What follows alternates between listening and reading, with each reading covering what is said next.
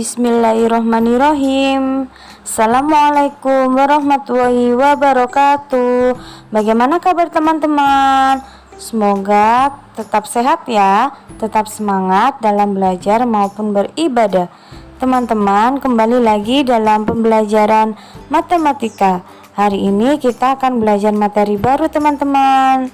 Sebelum kita masuk ke materi baru, kita berdoa dulu ya. Sikap berdoa. 1. Duduk islami. 2. Kedua tangan diangkat. 3. Kepala ditundukkan. 4. Berdoa mulai. Doa sebelum belajar. Abata. Bismillahirrohmanirrohim. Allahumma sholli ala Muhammad wa ala ali Muhammad. Rabbi zidni ilma warzuqni fahma. Amin ya rabbal alamin. Baik teman-teman, hari ini kita akan belajar tentang mengenal bangun datar dan bangun ruang. Supaya teman-teman lebih jelas lagi, mari kita simak penjelasan Ustadzah berikut ini ya teman-teman. Selamat menyaksikan. Bismillahirrahmanirrahim. Pembelajaran matematika. Teman-teman, hari ini kita akan belajar matematika tentang mengenal bangun datar dan bangun ruang. Nah, sebelum kita mengenal bangun datar dan bangun ruang, kita cari tahu dulu ya, apa sih bangun datar dan apa sih bangun ruang itu?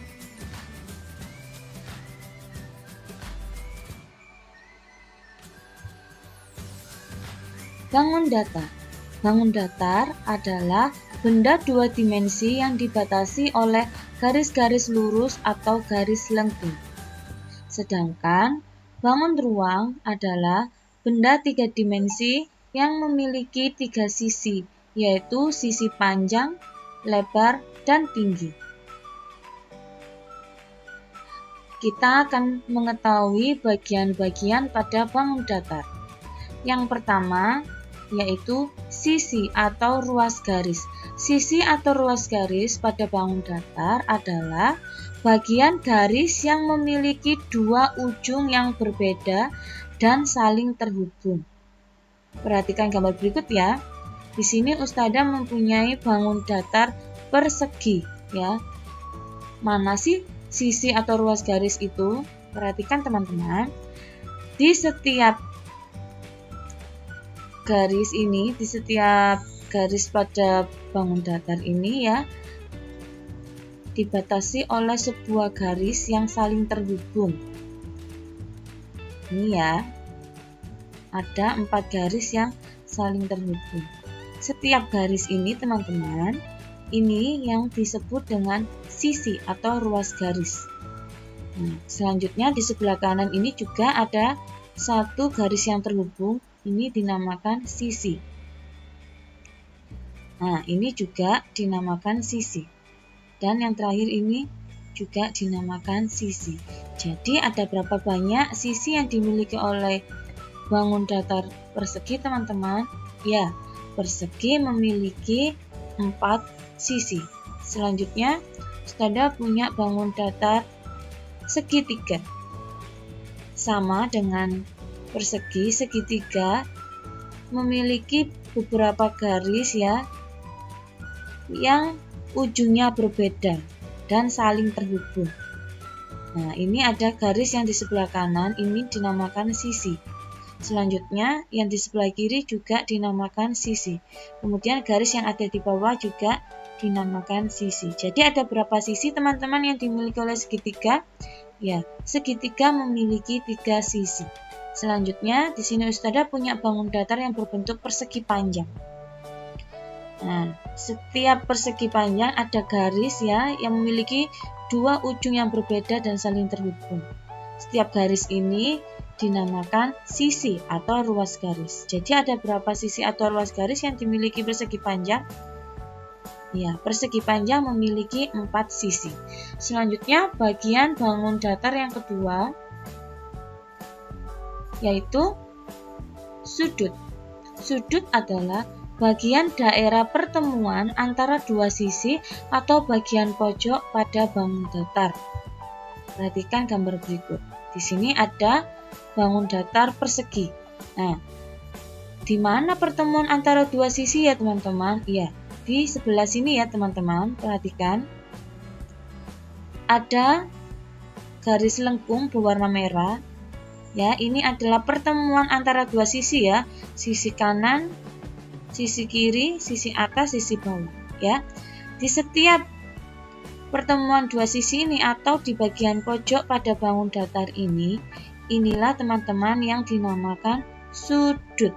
Nah, jadi ada berapa sudut yang dimiliki persegi? Ya, persegi memiliki 4 sudut. Selanjutnya segitiga. Nah, bagian pojok pada bangun segitiga atau daerah pertemuan antara dua sisi teman-teman. Perhatikan. Nah, di sini berarti apa teman-teman? Inilah sudut dari segitiga. Jadi ada berapa sudut yang dimiliki oleh segitiga teman-teman? Ya, betul sekali. Segitiga memiliki 3 sudut. Selanjutnya yaitu persegi panjang. Persegi panjang juga sama ya. Kita beri tanda dulu teman-teman di setiap pojok bangun datar persegi panjang. Ya. Nah, ini dinamakan dengan sudut. Jadi, persegi panjang memiliki 4 sudut. Selanjutnya, bagian bangun datar yang ketiga yaitu titik sudut, teman-teman. Titik sudut. Nah, titik sudut adalah titik pertemuan antara dua sisi atau ruas garis. Perhatikan ya, teman-teman. Nah, titik pertemuan ya teman-teman, berarti letaknya di sebelah sini teman-teman. Perhatikan, ada tanda kotak berwarna biru, ini sudah Ustazah beri tanda ya.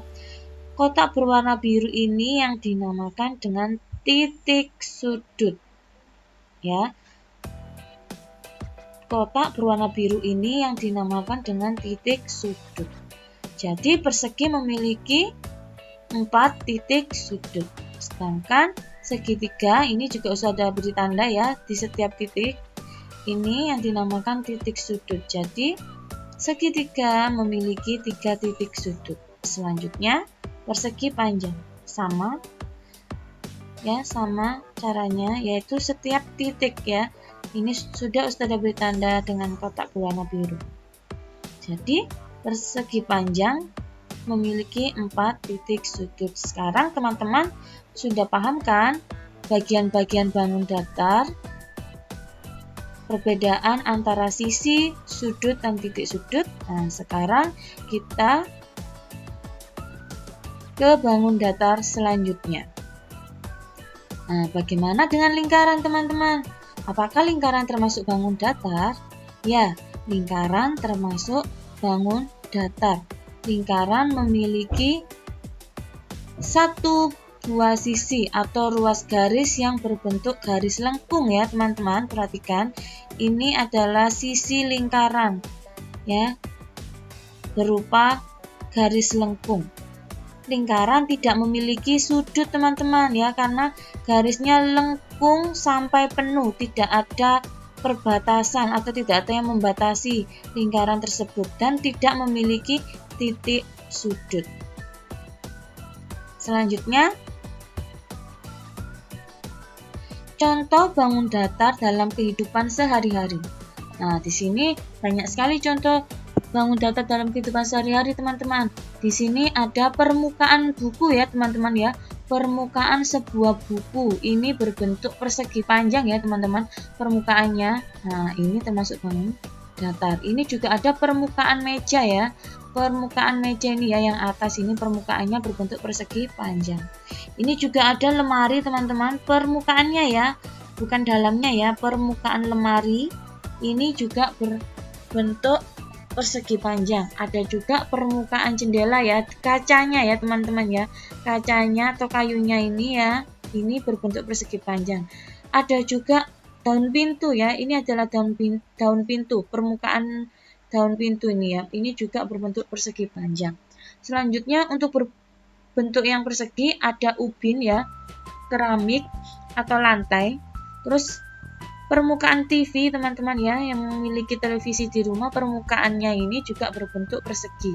Jam dinding juga permukaannya berbentuk persegi. Plafon rumah, plafon atap rumah kita juga permukaannya berbentuk persegi. Selanjutnya, untuk bangun datar segitiga, ada gantungan baju ya teman-teman. Teman-teman di rumah pasti memiliki gantungan baju. Gantungan baju ini berbentuk segitiga. Ada juga penggaris ya, penggaris segitiga. Kemudian ada juga atap rumah kita teman-teman. Permukaan atap rumah kita juga berbentuk segitiga. Masih banyak lagi contoh-contoh yang lain bangun datar dalam kehidupan kita sehari-hari. Selanjutnya, kita akan belajar tentang bangun ruang. Bagian-bagian dari bangun ruang. Yang pertama yaitu sisi. Sisi pada bangun ruang adalah bidang yang membatasi suatu bangun ruang atau bisa disebut sebagai dinding pada bangun ruang. Jadi, bangun ruang ini memiliki ruang ya teman-teman ya, bisa diisi ya, bisa diisi sesuatu. Kalau bangun ruang memiliki ruang. Perhatikan contoh berikut ya. Nah, di sini Ustadzah memiliki salah satu contoh gambar bangun ruang, yaitu sebuah kubus. Kubus A, B, C, D, E, F, G, H. Nah, teman-teman, mana ya sisi itu? Oke, perhatikan ya. Sisi pada bangun ruang itu ini teman-teman. Bukan seperti bangun datar tadi. Kalau bangun datar tadi sebuah garis ya. Tapi kalau pada bangun ruang, sisi itu merupakan dindingnya ya teman-teman ya. Dinding dari suatu kubus ini, dindingnya yang membatasi ya. Berarti ini ya teman-teman ya, bukan BC saja teman-teman, tapi BC, G, F. Ini ya. Kotak ini disebut sisi. Selanjutnya, ini juga ADEH ya. Ini juga disebut sisi.